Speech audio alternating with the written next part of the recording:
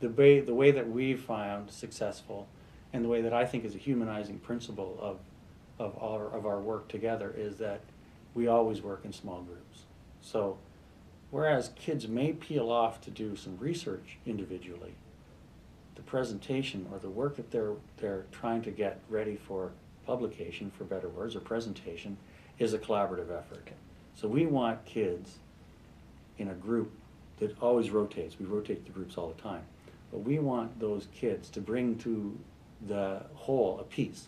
And that piece, maybe they paired up to present, and then there was two pairs, and one was going to work on research, and one was going to work on the, let's say, background graphics or something.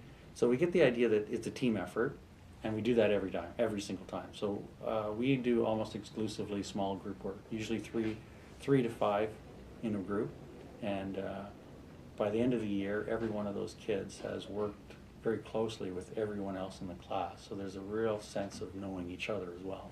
Who wouldn't want to come to school every day and spend the day with their buddies? So really, it's their friends, and their friends have got a common task. Now, at the beginning of the year, when I'm more focused on setting the routines and getting things in place for future success, I call it slowing down to speed up.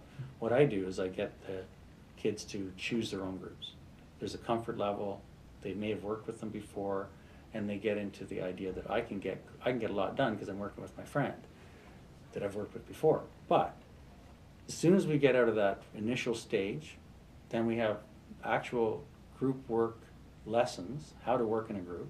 So formal group work lessons, what the roles of each person should be, how you function in a group, what kind of overriding goals the group should achieve, how to have a meeting. Like for a lot of kids, they don't know how to have a meeting. So we do work like that, because it's really effective. And then what happens is, I think, there's a natural feel of fairness that comes out of all of this. So the kids don't want to be the kid that isn't pulling their weight. And they get very good at being, I think, respectfully self-policing as well. And what you're really generating, which is a byproduct of all this, is a very empathetic group of kids. They know that if they're working with one of the special needs kids, they're going to have to be creative. If the rule is everybody does their part of the work, they've got to find ways for that child to add something to the process. And that is where true empathy comes in, because I'm recognizing someone has a need, I'm responding to that need, and I'm going to make my group work better because I'm helping everybody achieve. The sense that the kids own their own work is far greater.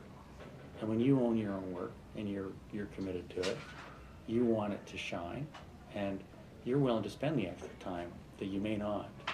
And what I liked about this too is that kids will go home, and because they're so interested in the work that they did during the day, they want to carry it on at night. He spends a lot of time working with the kids and getting to know them, and so they love him, and they'll do anything for him. So that idea, that relationship has made a huge difference. They really feel like they belong. And then because they work in groups, and they work in different groups all the time, they get to know each and every one of the students in the classroom get to know each other. So there's not a little group that always stay together and ignore the rest of them. They get to know, the whole class really gets to know each other.